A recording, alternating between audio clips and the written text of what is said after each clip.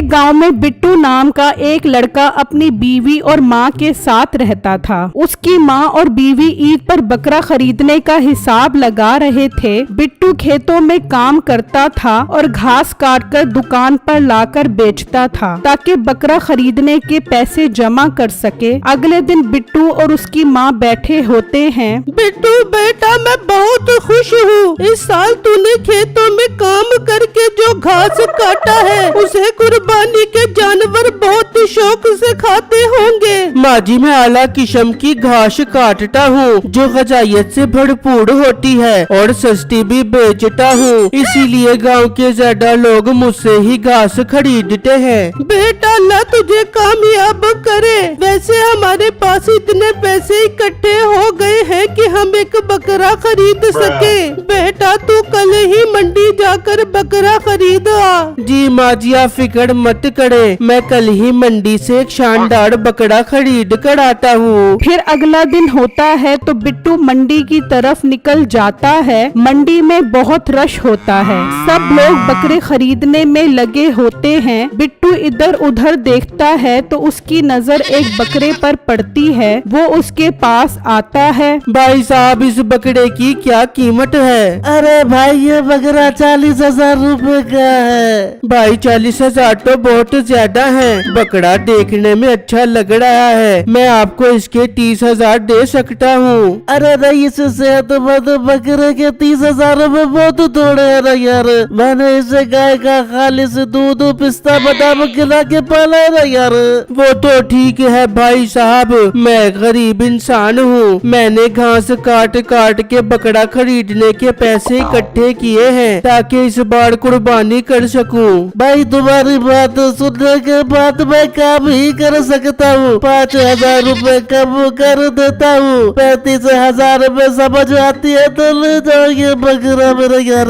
ठीक है भाई, मुझे मंजूर है। 35,000 में हमारा सौदा पक्का हुआ। बिट्टू बकरे के मालिक को 35,000 दे देता है और बकरा लेकर घर आ जाता है, जिसे देखकर बिट्टू की माँ और बीवी बहुत खुश होते हैं। उसी गांव में मीठा और उसकी बीवी नसीबो कैंची रहते थे। मीठे, इस साल कुर्बानी का क्या करना है? गांव के सब लोग ईद के लिए जानवर खरीद के आ गए हैं। हमारे घर बकरा कब आएगा? बेगम, जानवर खरीदने के पैसे कहाँ से लाऊं? मेरे पास बकरा खरीदने के तो क्या, मुर्गी खरीदने के भी पैसे नहीं हैं। मीठे, तू परेशान क्यों होता है? मेरे जहन में कमाल का आइडिया है। तू इस बार कसाई बन जा, बस कुछ ही दिन की तो बात है मीठे।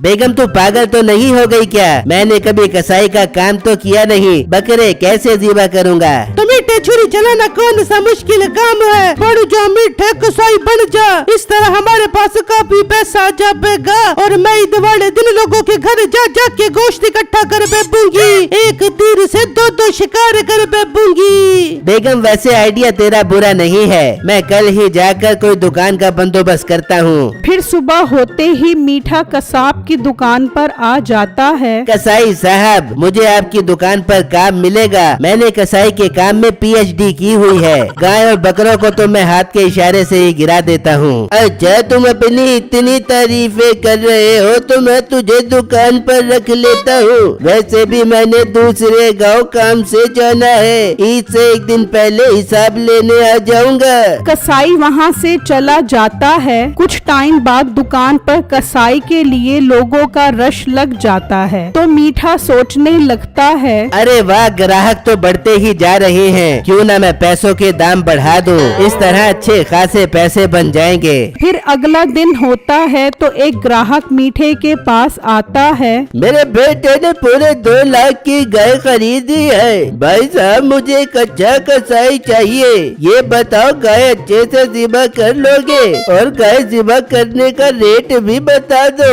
आप फिक्र ही मत करो, मैं तो गाय को हाथ के इशारे से ही गिरा देता हूँ और उसकी छोटी छोटी बोटियाँ बनाता हूँ। काम अच्छा होगा आपका सिर्फ और सिर्फ 25,000 रूपए में। अरे भाई, रेट तो कुछ कम करो, तुम्हारा रेट तो आसमान से बातें कर रहा है। आप भी क्या याद करोगे? 20,000 रूपए दे देना, इससे 1 रुपया भी कम नहीं नहीं हो सकता। अगर इस रेट की समझ नहीं आती तो कोई और कसाई ढूंढ लो। ठीक है, मैं एडवांस 20,000 रुपए दे देता हूँ, पर ईद के पहले दिन कुर्बानी करनी है, इसलिए टाइम से आ जाना सुबह सवेरे। फिर पैसे देकर वो ग्राहक वहाँ से चला जाता है और इस तरह ग्राहकों का आना जाना लगा रहता है। मीठा सबसे एडवांस में पैसे पकड़ता रहता है। इस तरह शाम हो जाती है। मीठा दराज देखता है तो वो पैसों से भरी होती है। मीठे के दिल में लालच आती है। यार, अगर कुर्बानी करने के इतने पैसे मिल रहे हैं तो इन जानवरों को चोरी करके बेचने के कितने पैसे मिलेंगे।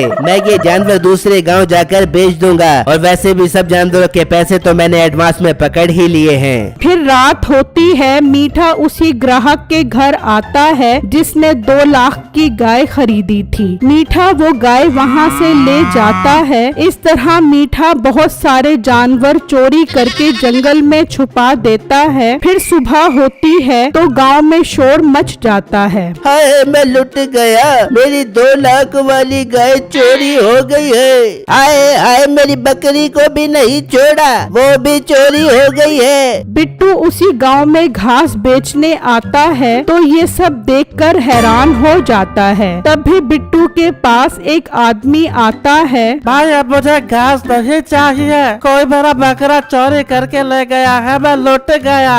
भाई साहब, आप फिक्र न करो, अल्लाह मालिक है, वो सब ठीक कर देगा। इंशाल्लाह आपका बकरा आपको मिल जाएगा। ना जाने मेरा बकरा कहाँ होगा, उसे किसने चोरी किया होगा। अब मैं ईद कैसे मनाऊंगा। भाई, हम एक काम करते हैं, पुलिस के पास जाकर बात करते हैं। पुलिस के पास जाने से तो बेहतर है मैं अपने बकरे को ही भूल जाऊं। ये कहकर वो आदमी वहाँ से चला जाता है और बिट्टू भी अपनी दुकान पर आ जाता है। तभी मीठा ट्रक में बैठकर बिट्टू की दुकान पर आता है। बिट्टू, मुझे तुम्हारी सारी घास चाहिए, मैंने अपनी बकरी को खिलानी है। वो सब तो ठीक है, लेकिन इतनी सारी घास का क्या करना है? बकरी है, कोई बैल थोड़ी ना है जो इतनी घास खा लेगा। वैसे भी ईद में चंद ही दिन बाकी है, ये तो जाया हो जाएगी। और मोटे पेट वाले गेंडे, क्यों मेरा दिमाग खराब कर रहा है? मैं अपनी बकरी को सेहतमंद देखना चाहता हूँ, ताकि उसमें से भर भर के गोश्त निकले।